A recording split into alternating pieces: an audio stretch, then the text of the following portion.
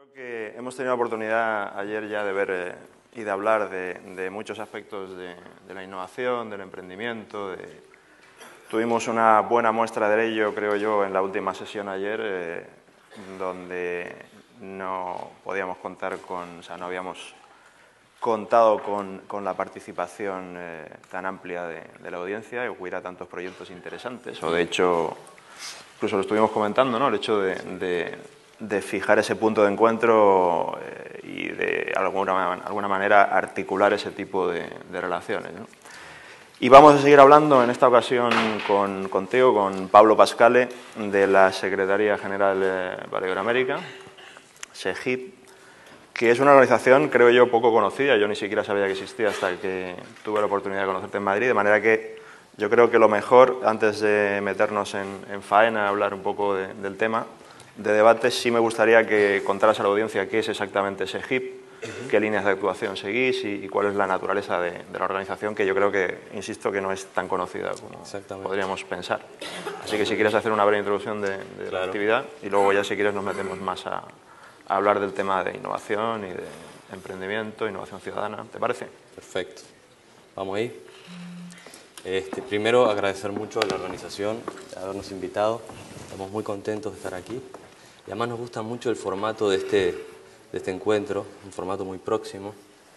Y también estoy contento porque es de las pocas veces que voy a ir a un encuentro a presentar innovación ciudadana, a hablar de innovación ciudadana sin tener que ejemplificar qué es la innovación ciudadana, porque, por ejemplo, hasta lo de hoy de Zaina son todos ejemplos de innovación ciudadana, innovación de ciudadanos que buscan transformar la realidad social.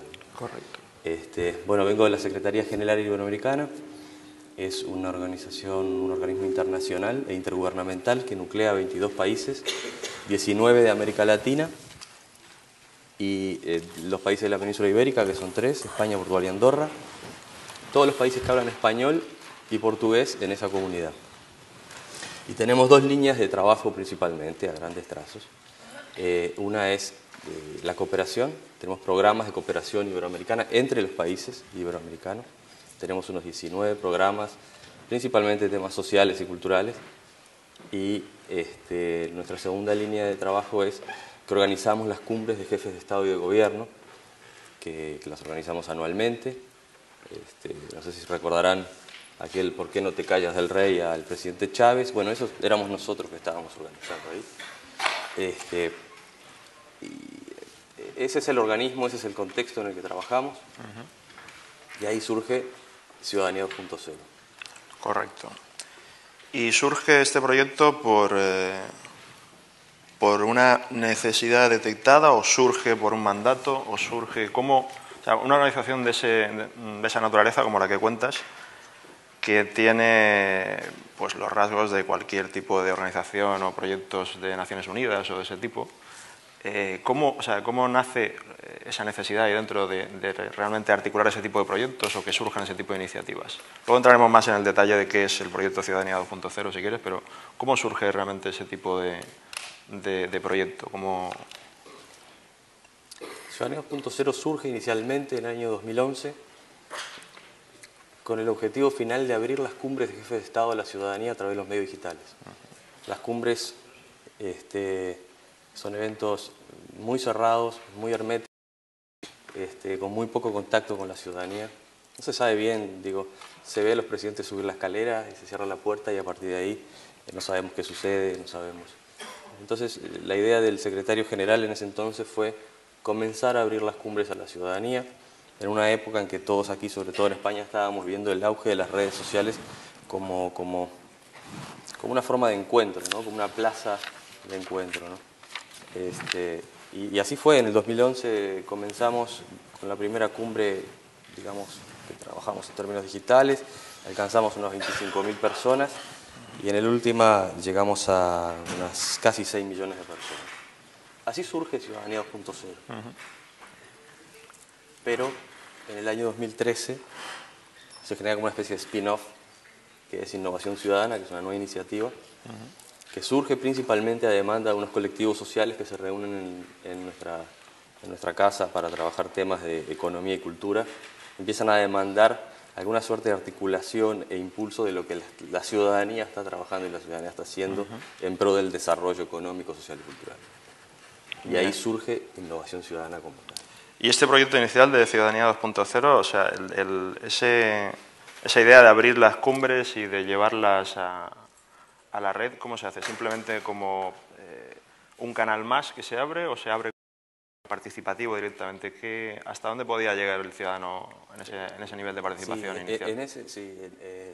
En esa línea de trabajo de ciudadanía que eran las cumbres y que sigue siendo, empezó simplemente como un canal de comunicación en medios digitales y lentamente se ha ido transformando en actividades de participación ciudadana en el marco de la cumbre, y lo que a nosotros nos gustaría es que eso luego se transforme en un cambio de las cumbres, ¿no? De la propia mecánica de la cumbre. La propia mecánica de las cumbres a través de la participación de la ciudadanía. Y esa participación, ¿hasta qué punto digamos, o sea, yo entiendo que la intención inicial es abrir otro canal más, darle más difusión en otro tipo de medios digitales a una cumbre que entiendo que se quedaba, como casi cualquier cumbre de alto nivel, en un acto institucional y poco más, si acaso alguna comunicación institucional propiamente dicha, como cualquier comunicado que se hace en cualquier otra cumbre. Y entiendo que ese esfuerzo inicial se hace para abrirlo a un canal nuevo, que es un canal eminentemente participativo, como es Internet, ¿no? Pero entiendo ese nivel de participación o esa tarea de articular ese nuevo canal, ¿hasta qué punto está, digamos, planificado o controlado, o se espera cierto tipo de control sobre ese tipo de mecanismo de participación? Depende un poquito hablemos de control de parte de quién. Las cumbres habitualmente se organizan en sociedad con el país que acoge la cumbre. Ahí depende un poco del país que acoge la cumbre, el nivel de participación que quiera, el nivel de apertura que quiera de lo que está sucediendo en la propia cumbre. Yo entiendo, desde el punto de vista de comunicación es algo delicado. Estamos hablando de jefes de Estado. Es muy delicado. Y de gobierno. Buscar equilibrios ahí no es fácil, pero es interesante. ¿Y cuál ha sido, desde tu punto de vista, el balance de esa apertura inicial o esos canales? Puede mejorar, ¿no? Yo creo que podemos mejorar mucho. Tenemos ahora la próxima cumbre que es en Colombia y ahí queremos hacer algo bastante innovador y seguramente Colombia va a estar muy afín a ello. Pero creo que las grandes transformaciones en el marco de la cumbre en términos de participación ciudadana no vienen tanto por poner la cumbre en las redes, sino por el lado de la línea de trabajo de innovación ciudadana. Correcto. Por ahí vienen más las transformaciones que podamos realizar. Y en esa línea, ¿qué se ha hecho? ¿Qué se ha conseguido en esas? Porque me dijiste que empezó este proyecto Ciudadanía 2.0 en 2011 y luego había una especie de spin-off en 2013 que era el de innovación ciudadana propiamente dicha, ¿no? Sí, que se comió a ciudadanía.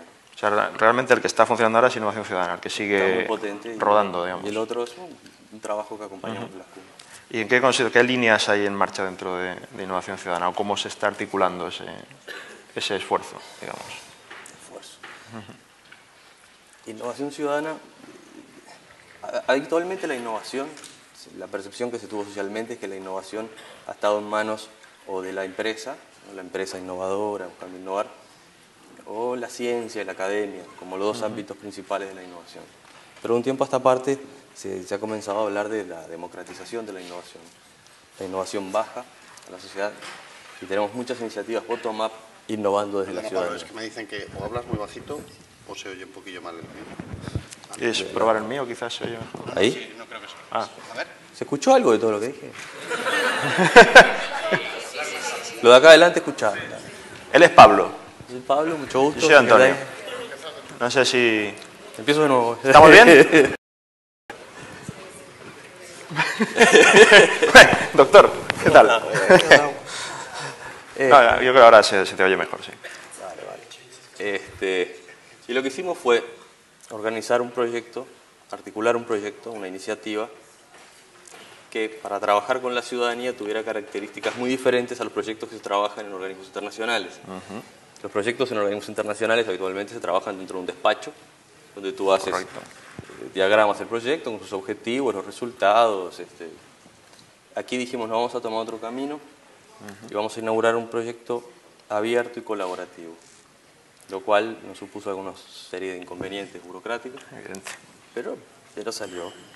Y tanto es así que el documento del proyecto fue colgado online, trabajado online, cuáles deberían ser los objetivos del proyecto. Para ello conformamos inicialmente, porque gran parte del tema de los desafíos iniciales de la participación ciudadana de cualquier institución es lograr generar participación. Nosotros lo vemos a diario, nos lo hablaba Cristiano justamente ayer. Entonces optamos por una metodología intermedia al principio, donde creamos un equipo de trabajo, donde hay 60 representantes de organizaciones de la sociedad civil, gobiernos, empresas, organizaciones internacionales y universidades. Y que ellos nos ayudaran colaborativamente a armar este proyecto, que luego nosotros disponibilizábamos a la sociedad, a la comunidad, y nos ayudaran, digamos, a irlo conformando. Y luego de actividades presenciales y online, decidimos redactar una carta dirigida a los jefes de Estado para la cumbre de Panamá, que fue no la anterior, sino la previa, sobre qué era la innovación ciudadana para todos nosotros y cómo la podíamos impulsar mejor en la región. Y fue la primera carta que se entrega a los jefes de Estado colaborativa y abierta. Estuvo online unos meses y recibimos muchos aportes, no todos los que hubiéramos querido, pero sí muchos, más de los que esperábamos. Y nos fuimos a la cumbre con la carta, lo cual supuso también como un poco una revolución ahí en términos burocráticos y administrativos. No estaba preparado a recibir una carta abierta y generó un poco de, Sí. bueno, tú sabes, ¿no?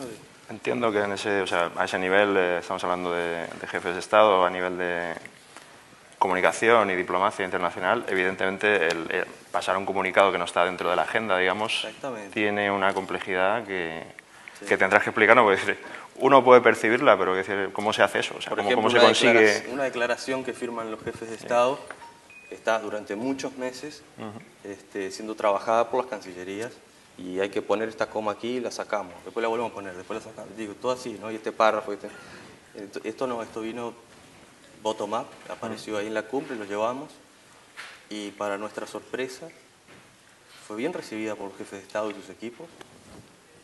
Tanto es así que 7 jefes de Estado incluyeron en su discurso final el tema de la innovación ciudadana, la importancia de apoyar a la ciudadanía, la creatividad social. Eso es interesante, porque estamos hablando de conceptos que a poco que uno se descuide, o te vas del lado del consultor y queda todo en humo, o te vas del lado del político y lo tergiversas todo. Claro. Es decir, ¿qué tipo de definición o cómo, o sea, ¿cómo vas tú, cómo se comunica esa innovación ciudadana, cómo se define de tal forma que pueda ser incluida en un comunicado hasta cierto punto de contenido político o diplomático? O sea, ¿cómo definís vosotros la innovación ciudadana? O sea, ¿cómo se define ese tipo de procesos? Fue definida en forma colaborativa, no fuimos nosotros simplemente articulamos ahí, pero es la gente la que... Y lo que se logró fue una definición muy, muy sencilla, bien poco académica, y que rápidamente pudieran los presidentes incorporarlo. Y hablamos de la participación activa de ciudadanos en iniciativas innovadoras que buscan transformar la realidad social. La mayor parte de las veces utilizando medios digitales. Hoy en día en el proceso creativo, innovador, es muy difícil que en alguna parte no aparezca algún medio digital involucrado. Y eso lo incorporaron muy fácilmente, y tanto es así que finalizada la cumbre emiten un comunicado especial, que es un tipo de documento cuando las cosas no están previstas, y impulsando, llamando a Ciudadanía 2.0 a generar una agenda de innovación ciudadana en la región, en toda esta región de 600 millones de personas. Y quedamos ahí, un sorprendidos, y iniciamos la fase 2, donde ya empezamos la agenda. Correcto. Donde ya este equipo de trabajo empieza a perder un poco de sentido, y ya empezamos a hablar de red de innovación ciudadana. Y bueno, estamos generando documentos colaborativos sobre políticas públicas que impulsen la innovación ciudadana. Estamos generando un documento colaborativo que ya entregamos a los jefes de Estado sobre qué es un laboratorio ciudadano, cómo puedes montar tu propio labo ciudadano en tu ciudad. Nuestro foco está un poco puesto en gobiernos. Si bien el beneficiario último es la ciudadanía, el foco está puesto en gobiernos. Y cómo los gobiernos pueden generar ecosistemas favorables para que la ciudadanía pueda innovar y generar innovación ciudadana. Que la mayor parte de las veces, además, la innovación ciudadana funciona en forma bastante autónoma a las estructuras estatales. Y así debe seguir, para hacer innovación ciudadana. Claro, pero si este tipo de programas o iniciativas llegan desde instituciones como puede ser esta, que son intergubernamentales o incluso supragubernamentales, ¿cómo se articula eso? ¿Cómo realmente conseguimos que sea bottom-up con una iniciativa que realmente viene de muy arriba? Es casi como la mano derecha de un colega mío, un amigo, que en su momento escribió una cosa que decía, dice, la innovación tecnológica, si no es innovación social plena, puede quedarse en pura, estéril y hasta peligrosa maquinaria. ¿Hasta qué punto crees tú que existe esa innovación social o se puede definir, como lo habéis hecho vosotros, o hasta qué punto crees que puede meter mano, entre comillas, a esa definición, o hasta qué punto puede venir desde arriba ese tipo de... o cómo puede ser de eficaz ese tipo de articulación que estáis probando vosotros? Joder. Empezamos con la pregunta difícil. Me ha venido la vena académica y tal, y he dicho, hostia, aquí una cita así como pseudo-intelectual, como están dormidos, total. El tema de arriba, creo que lo que tiene que venir de arriba es, primero que nada, comprensión del fenómeno. Y luego, lo que te decía, generar ecosistemas favorables para que ese fenómeno pueda seguirse dando, incrementándose e impulsando. Punto. Hasta ahí podemos llegar. Punto.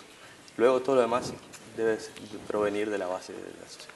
¿Y ha sido esa vuestra experiencia con Innovación Ciudadana, por ejemplo? Estamos procurando que sea esa. No es fácil, porque claro, no hay experiencias anteriores que te digan, bueno, el camino por el cual debes ir es este o este otro. Para trabajar colaborativamente entre gobiernos, empresas, ciudadanía, en organismos internacionales, tienes que hacer esto, hay un libro blanco de este tema, no tenemos esa... No hay. No. Vamos innovando a medida que vamos avanzando. Es un proyecto además de tipo orgánico, que se propone unos objetivos iniciales, pero luego tratamos, por supuesto, de alcanzar esos objetivos, pero luego van surgiendo más en el camino, porque se va como ramificando, capilarizando. La cumbre reciente que venimos de México, además de entregar unos documentos, y eso organizamos un laboratorio ciudadano en el marco de la cumbre, adentro de la cumbre, por primera vez, donde 100 ciudadanos de Iberoamérica fueron a prototipar durante 15 días 10 proyectos de innovación ciudadana. 10 proyectos. O sea, es la primera vez que en el marco de una cumbre, yo creo, entiendo que puede parecer, pero la primera vez en el marco de 24 cumbres que hay ciudadanos participando dentro de la cumbre, generando valor. Además de los presidentes. Claro. Entonces, digo, eso es interesante porque pueden ver de qué es esto de la innovación ciudadana, de que... ¿no? Ciertamente interesante, sí. A mí me interesa también el hecho, o sea, dices que en esa primera experiencia se eligieron 10 proyectos para ese laboratorio. ¿Sobre qué base se elegían esos proyectos? Es decir, ¿se determinaban una serie de sectores clave donde se quisiera desarrollar más este tipo de emprendimiento social, o simplemente surgía de la propia plataforma a propuesta de la propia ciudadanía, como hemos visto aquí que surgen los proyectos, por ejemplo? ¿Cómo se determinaban esos 10 proyectos o esos sectores iniciales donde se pretendía montar este laboratorio? Está todo en nuestra página que se llama ciudadanía20.org. Ahí tenés todos los procesos como los hemos hecho. Esto fue una convocatoria abierta, internacional y gratuita. Se realizó una convocatoria colaborativamente con Media Lab Prado, como partner que nos ofrecía el know-how de todo el tema de laboratorio ciudadano, que es una referencia a nivel internacional. Así es. Y se armó una muy amplia, una convocatoria de proyectos muy amplia que tuvieran que ver con innovación ciudadana. Hay proyectos de ecología, de alimentación, de mapeos, hay de todo. De todo. Y fueron seleccionados 10, que fueron seleccionados mediante un jurado que fue integrado por Media Lab Prado, Ciudadanía.0, y los 4 mentores que trabajaron como tutores de los proyectos durante el lab. También participó la Presidencia de México, pero no participó en la selección, pero sí en la organización del evento. Y bueno, por primera vez logramos llevar ciudadanos a la cumbre. Eso es un logro. Hackear un poco ahí la cumbre en sus Es un logro importante, sí, sin duda. Estaba pensando en este tipo de iniciativa que, como tú bien dices, solo pretende articular ese tipo, digamos, las piezas que hay sobre la mesa y dejarlas que funcionen solas. ¿Hasta dónde os implicáis? Es decir, por ejemplo, en ese laboratorio de innovación ciudadana, ¿tenéis pensado, por ejemplo, los proyectos, a medida que se desarrollen, por ejemplo, llevarlos a una fase más de concreción, digamos, de convertirlos en empresa o llevarlos a alguna plataforma de crowdfunding propia o, digamos, construida ad hoc para este tipo de laboratorios? ¿O la visión vuestra, o sea, cuál es el roadmap de estos laboratorios desde vuestro punto de vista? Si es que lo hay. Es decir, estamos hablando, entiendo, y me interesa mucho esto, esa visión que tú dices de ir innovando y ir haciendo un poquito pasito a paso, porque es una cosa que no se ha hecho antes y mucho menos en una organización como la vuestra, ¿no? Sí. Pero sí me interesa qué visión de futuro, digamos, cuál es el roadmap desde vuestro punto de vista, o cuál debería ser o cuál creéis que va a ser, puesto que tampoco lo tenéis planificado, entiendo. A ver, el futuro de estos proyectos, nosotros hemos optado que lo decidan los propios ciudadanos. Y los propios colaboradores de los proyectos, ¿no? Nosotros a lo sumo podemos articularlo con otros agentes que puedan colaborar a que ese proyecto se lleve a cabo, y de hecho de estos 10 proyectos varios ya han sido, ya están en funcionamiento, no solo en el país de origen del promotor del proyecto, del autor del proyecto, sino de otros, porque cada proyecto tiene un promotor, sí, y unos 10 colaboradores que vienen de distintos países para poder prototiparlo. Luego esos colaboradores también se llevan el proyecto a sus países y lo empiezan como a viralizar y a prototipar en sus países y a desarrollar. ¿Y en ese proceso tenéis vosotros visibilidad? Si sois de alguna forma mentores de todo el proceso, no, o simplemente nosotros, ya os quedáis... Nosotros estamos ahí y acompañamos en todo lo que nos pidan. Este año vamos a organizar 2 labs más, uno en Brasil y otro en Colombia. Quizás uno en Málaga o con el próximo Empodera Life. El problema de Málaga y de España para nosotros es que es muy caro el traslado desde América Latina hasta España, para la gente de América Latina. Porque todos estos colaboradores que te digo, estas 100 personas, se pagaron ellos mismos el pasaje para ir. Ahí está lo colaborativo verdaderamente. Claro, ahí es donde te mojas. Ahí es donde te mojas en lo colaborativo. Entonces puede llegar a ser un obstáculo en algún caso, aunque no descartamos la posibilidad de hacer uno a nivel de la península ibérica, ¿no? Ya me estás dando una idea. ¿Destacarías tú digamos, el nivel de actividad innovadora a este nivel, en el ámbito del que estamos hablando, innovación social, innovación ciudadana? ¿Destacarías alguna región en particular, algún país en particular en Latinoamérica? Todos sabemos que hay países como Colombia o como Ecuador que están apostando bastante decididamente por digitalizar de alguna manera el país, y conocemos iniciativas por referencias o por proyectos internacionales. ¿Dirías tú que hay algún país o alguna región concreta dentro de la propia Latinoamérica que destaque precisamente por esa capacidad innovadora de alguna manera? En toda Iberoamérica. Nosotros estamos convencidos de que la innovación ciudadana es un tema que va a posicionar a Iberoamérica mucho en relación a otras regiones. Porque tiene una capacidad de innovación y creación social que no tienen otras regiones. Producto de la diversidad, de la cultura, y países, bueno, lo que pasa es que son 22 países. Me estás poniendo en un aprieto. era por mojarte, como eres uruguayo y tal, digo, oye, a lo mejor se cae de un lado de otro. No, pero también hay un tema de tamaño, por ejemplo, voy a hablar de ahí va, me voy a escudar en la convocatoria que hemos hecho a proyectos en México y Brasil y Colombia y Argentina y España. Han sido países con muchísimos proyectos interesantísimos, ¿no? Cosas muy potentes.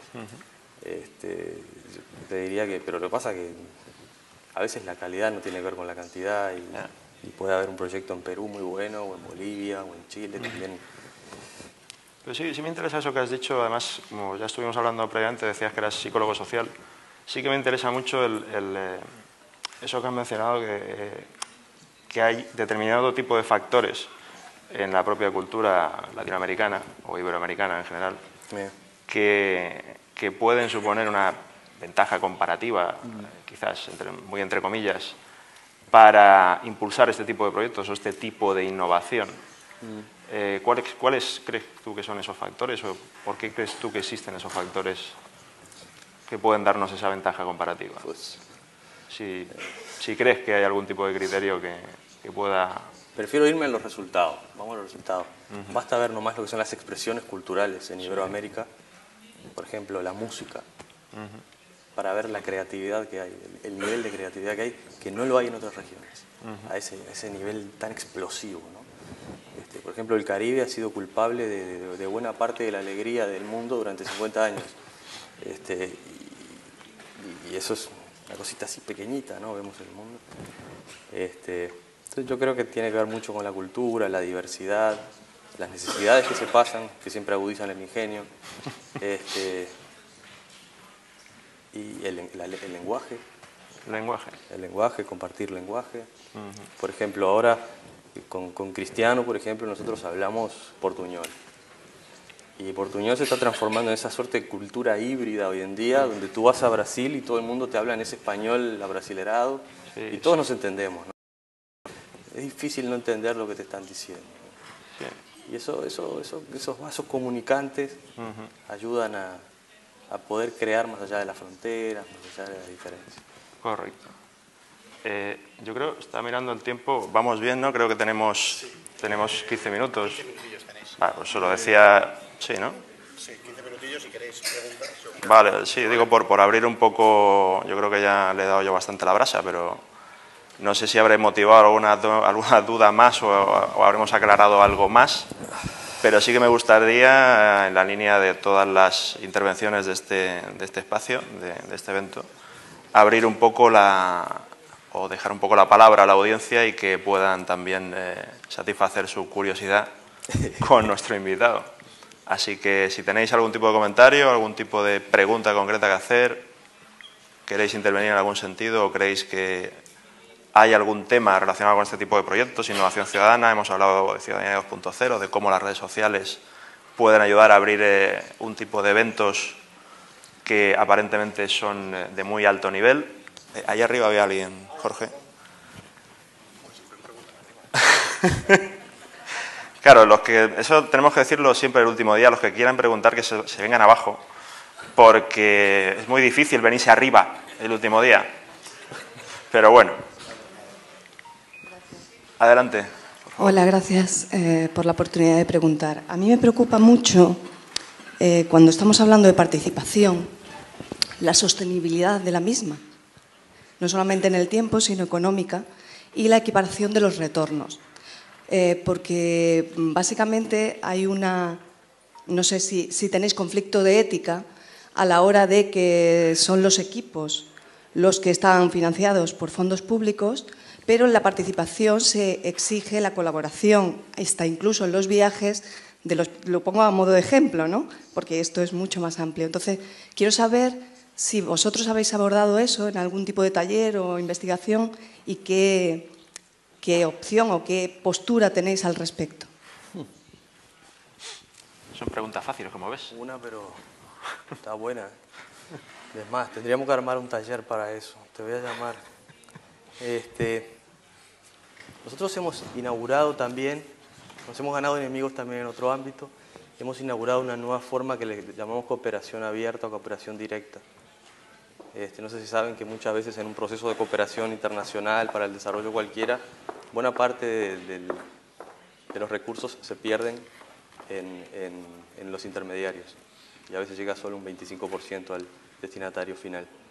Nosotros lo que estamos haciendo es cambiar eso y que aquellos agentes, vamos a decirles, que nos apoyan, aporten directamente al proyecto. Por ejemplo, en el Lab Ciudadano que hicimos en México, una gente puso el local, otra gente puso el Wi-Fi, ¿sabes lo que te digo? No pasaba a través nuestro. Es un tema muy interesante. Sí, sí que lo es. Nosotros trabajamos así, con lo cual podemos tener algunas cosas para mejorar. Es muy poca la parte del proyecto que se financia con fondos públicos, que viene de cuotas de los propios países. Estamos hablando de menos de un 10% del proyecto. estamos colgando en la web todo lo que es la transparencia de la financiación del proyecto, que además es uno de los más económicos de la propia Secretaría General Iberoamericana. Pero es un tema fundamental, la sostenibilidad de la participación. Bien. ¿Se escucha? Sí.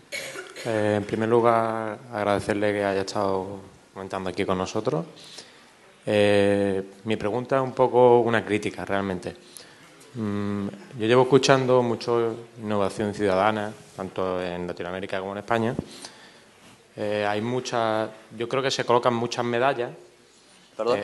En España, bueno, la expresión colocarse una medalla, en un punto, se coloca una medalla para algo que debería ser natural, algo que debería ser implícito, no debería ser como, no, estamos innovando.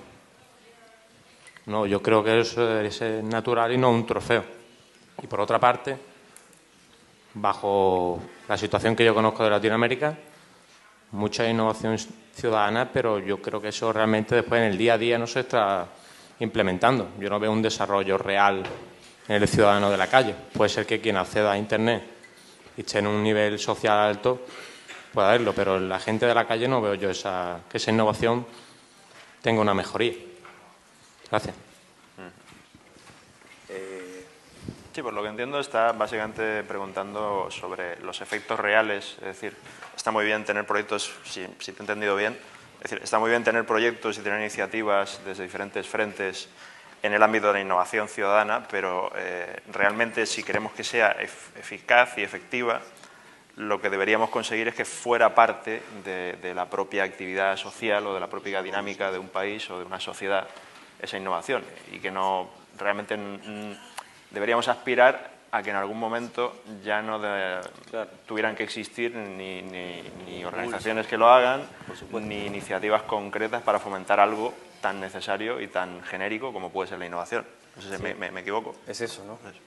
Sí, hasta el momento no existen índices que midan la innovación ciudadana.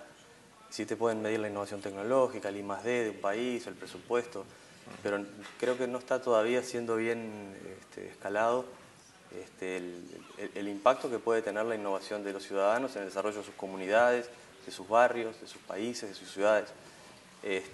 Y no creas que los mandatarios, los gobernantes, están tan al tanto de que existe esto de la innovación ciudadana. No lo tienen tan claro. De hecho, toda la red que estamos trabajando, que muchos de ellos son organizaciones que ejecutan o reflexionan innovación ciudadana, están pidiendo un poco esto, ¿no? Que los gobiernos atiendan un poco y que por lo menos no pongan barreras para la innovación ciudadana. Y que, en el mejor de los casos, que pongan facilitadores. Y en este documento que hicimos de propuestas de políticas públicas para la innovación ciudadana, que no lo hicimos nosotros, lo hicimos esta comunidad de innovación ciudadana, se plantean algunas cosas que pueden hacer los gobiernos para al menos no obstaculizarlas. Y respecto a lo primero que mencionabas, es muy difícil innovar en estructuras organizacionales que no están preparadas para la innovación. Es muy difícil. No te digo imposible, porque no, pero es muy difícil. Inocular ahí innovación en una estructura que no está preparada, lo primero que tiende a hacer es tratar de parar eso, ¿no? Porque pone en cuestionamiento toda la estructura. Y ahora, como un spin-off de innovación ciudadana, estamos lanzando como una suerte de modelo de innovación gubernamental, que ya estamos trabajando con algunos ministerios de Brasil y de México, pero innovación gubernamental sirviéndose de innovación ciudadana. O sea, ciudadanos participando de la innovación en procesos, servicios, tomas de decisiones del propio ministerio. Lo cual también es un poco llamativo, ¿no? para ellos. Pero estamos ahí tratando de acompañar, de convencerlos de que es posible, de que no va a pasar nada malo, de que la participación de la ciudadanía no va a poner en cuestionamiento todo el funcionamiento del ministerio, ni mucho menos. A mí me gustaría... ¿Contesté ahí o...? Yo creo que sí. A mí me gustaría saber cómo van a ser los proyectos en el futuro si cada vez la conferencia de presidentes y de jefes de Estado se va reduciendo. Se hace bianualmente o se va a hacer bianualmente, ¿verdad? A partir de este año. Yo creo que esa cumbre va a desaparecer en 3 o 4 años como modelo, como sistema integrado de los países. Y ese va a ser una de las principales perjudicados. No van a ser los gobiernos, van a ser los ciudadanos. Porque al fin y al cabo con políticas comunes se pueden llegar a objetivos comunes. A mí me preocupa un poco cuando usted estaba hablando de las 100 personas o los 10 proyectos, que me parece que son pantallas publicitarias para las cumbres, ni más ni menos. Tenemos que meter a los ciudadanos sí a sí, porque este es el nuevo modelo de diálogo social y necesitamos tenerlos con nosotros. Me gustaría saber qué consistencia han tenido esos proyectos en el futuro, si han sido revisados, testeados, si se han modulado para que las buenas ideas surjan y pasen a los estados. Para mí, América Latina es innovación constante. No estoy de acuerdo en que no hay innovación entre los ciudadanos. Hay una niña que lee el periódico mientras un chico está diciendo los titulares en una guagua de Colombia o de Ecuador, ¿no? Mientras, creo que la vida en Latinoamérica es innovación constante. Lo que pasa es que los estados no tienen los ojos atentos ni los oídos puestos para escuchar qué es lo que están haciendo sus ciudadanos. Realmente creo que hay un desprecio respecto a estas políticas, digamos, individuales o estas cuestiones que podían superar el marco de lo institucional y llegar a ser una realidad. Yo creo que esa es la barrera. En España nos pasa un poco también eso. Constantemente ayer vimos como 10 proyectos que básicamente podían unirse en uno, porque hay mucha colaboración de gente, de instituciones, de organizaciones bien asentadas que están funcionando, que tienen un modelo, que tienen un script, que tienen una sostenibilidad. Y nuestra iniciativa individualista siempre tendemos a crear focos pequeños como de reacción para que lo grande funcione, ¿no? Y eso a mí me parece lo más perjudicial. Como debíamos animar a que la gente que pretende hacer cosas tenga canales institucionales, sociales, de cualquier tipo, para poderse enredar otra vez y trabajar desde dentro con una forma más sólida. Creo que siempre estamos poniendo pequeños pilares que luego no construyen edificio, básicamente porque nos falta esa mano, ese apoyo, no solamente estatal, sino por parte de las empresas, que creo están haciendo dejaciones de sus funciones. Los beneficios de los socios no solamente para que el dinero llegue a las cuentas, ¿no? Y a los bancos, sino para hacer emprendimiento social, para hacer actividades que yo creo que las compañías debían estar obligadas por ley a hacerlas. Y un poco después de este meeting me gustaría saber si está de acuerdo con el tema de que las cumbres en el futuro van a ser un fracaso y que realmente estos 10 proyectos son publicidad pura y dura para el entorno de las élites, digamos, latinoamericanas que están gobernando, como pasa en muchas ciudades. Me gusta referirme, y termino ya con el tema de cuando vemos los proyectos, podríamos decir que en Europa no hay innovación o no hay proyectos. En Europa. En Europa se refiere. Que no hay innovación. Sí, si no hay innovación o no hay proyectos en Europa, ¿cuál es tu planteamiento? Wow. Bueno, tenemos una pregunta concreta que es sobre la propia cumbre. Empezamos por el principio. Si las cumbres van a ser un fracaso. Joder. Mira, yo no te puedo decir que el modelo tradicional de cumbres no vaya necesariamente a ser transformado. Yo creo que sí, como toda la política, como toda la forma de gobernar y la gobernabilidad. Nosotros pensamos que sí, que necesariamente va a tener que ser transformado. No me preguntes a mí para dónde, porque no soy especialista en eso, pero sí que la cosa no va por ahí, por donde está. Seguramente, y yo creo que la propia cumbre se está repensando. En la cumbre anterior hubo un intento de repensarse y hay como cumbritis, ¿no? ¿Sabes? La otra vez contaban que la presidenta Dilma es invitada a 13 cumbres, 14 cumbres anualmente. Si se asistiera a todas las cumbres no podría gobernar el país. Entonces, por eso también esto de cada 2 años la cumbre, un año la cumbre de la Unión Europea con América Latina, de la UELAC, y el otro la de la Iberoamericana, pero eso es un tecnicismo. Pero Yo creo que vas encaminado en ese sentido. Segundo, lo del Lab Ciudadano en la cumbre como un objetivo de publicidad, ¿no? Yo entiendo lo que dices. Nosotros lo organizamos y lo procuramos organizar con otro objetivo, y era el de hacer visible la innovación ciudadana en el marco de una cumbre, para que se enteraran un poco de qué va este tema. No solo los presidentes, sino sus equipos, las autoridades, y por qué no aprovechar el tirón mediático de una cumbre para viralizar esta idea y este fenómeno. Pero la gente que estuvo ahí trabajando 15 días, no sé si te podría decir eso. Estuvieron muy, muy contentos y hicieron cosas interesantes. Algunas de ellas están, como te estoy diciendo, siendo ejecutadas. ¿Había otra? Sí, el tema de, por otro lado, la participación de las propias empresas, aparte de los gobiernos, y las medidas para conseguir consolidar esos proyectos que van surgiendo ahí, que no se queden en simples anécdotas, ¿no? El hecho de cómo se siguen o cómo realmente hay seguridad, muy entre comillas, de que sean proyectos que solidifiquen, que se consoliden y que se conviertan en algo más que ese proyecto, ese hecho anecdótico en la cumbre, que hasta cierto punto pues tiene un elemento. Yo te invito a que los sigan, a los proyectos ustedes mismos. Vean cuáles son los proyectos, de qué se tratan y qué están haciendo actualmente. Cada uno tiene sus propias redes abiertas, su propia página web, y los invito. Yo prefiero que lo vean por ustedes mismos, pero son proyectos potentes, ¿eh? Son proyectos potentes. Uno de ellos es de LabHacker, que fue seleccionado sin que nosotros lo supiéramos que era de LabHacker. Otro es de mapas de presupuestos participativos, que ya se está empezando a aplicar en los estados de México. Yo los invito a que lo vean. Son muy interesantes. ¿Alguna otra inquietud? Creo que tenemos tiempo para una última pregunta, quizás. La última. ¿Alguien se anima? Cortita. Allí. Cortita. Bueno, más que cortita, agradecemos la concreción por... Sí, yo tengo por principio que quien paga manda.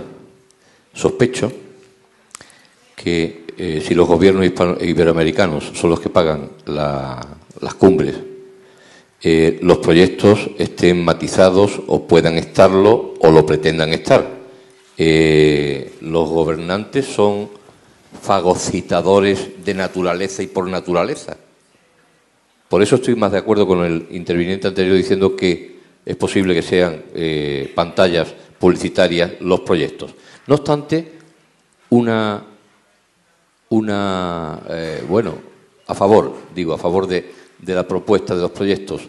Son tantos los gobernantes que no se van a poner de acuerdo en fagocitar.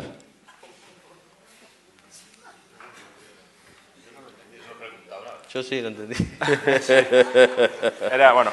Fagocitar ahí. Sí, no sé si quieres comentar algo al hilo. Sí, lo que pasa es que las cumbres no financiaron, la cumbre no financió, no está financiando Innovación Ciudadana. Los proyectos tampoco pasaron por financiamiento de la cumbre. El presupuesto de Innovación Ciudadana no pasa por el presupuesto de la cumbre. De hecho, algunos de los proyectos fueron muy críticos con la situación política que se estaba viendo en algunos países. Lo dijeron y lo expusieron ahí. Y nadie les dijo nada. Así que en ese sentido, muy bien. Yo sí quería hacer un último comentario o sacarte un último comentario al hilo de... cuando hablamos de innovación, hablamos de emprendimiento, evidentemente. Innovación y emprendimiento van juntas, digamos, en cierto sentido ese sistema o esa fórmula que desde Europa se ha dado bastante preponderancia de la I+D+I, pues es un tanto industrial, digamos, o industrialista. Y en buena manera el giro de los acontecimientos o este tipo de iniciativas que de alguna manera crecen desde la ciudadanía nos lleva a pensar más bien en una innovación, una I+E, ¿no? Innovación e emprendimiento es lo que está pasando en la sociedad. Y desde ese punto de vista, cuando uno mira las cifras, pues parece que el incremento que todos percibimos en la actividad emprendedora, de alguna manera, viene bastante asociado ya no tanto con la oportunidad o con la iniciativa propiamente dicha de la ciudadanía, sino con una necesidad, ¿no? por la crisis económica y por el tipo de coyuntura que se ha generalizado, digamos, en el sistema económico de los países desarrollados. Sí me gustaría en ese sentido que nos dieras tu impresión en el sentido de si tú crees que esa mayor predisposición o mayor número de iniciativas emprendedoras o mayor facilidad para encontrar ese tipo de iniciativas emprendedoras desde la ciudadanía tiene más parte de necesidad que de oportunidad, o si realmente es una evolución efectiva o realmente estamos progresando en ese sentido, o es más fruto de la necesidad de la coyuntura económica que nos ha llevado. No sé si me explico. Tú, o sea, me gustaría saber tu impresión desde ese punto de vista. Creo que las hay de todo tipo. Hay iniciativas que buscan satisfacer necesidades, otras que buscan generar oportunidades. Las hay de todo tipo. Pero yo creo que siempre la necesidad agudiza el ingenio, ¿no? Sí. Sí. Muy bien. Yo creo que este tipo de iniciativas, y ya por sintetizar e ir cerrando, porque está aquí el tío grande, es muy interesante. O sea, quiero decir, este evento siempre ha tenido muy a gala el convertirse en un punto de encuentro para todo tipo de iniciativas, de este tipo de iniciativas precisamente de innovación ciudadana o desde la ciudadanía y para la ciudadanía.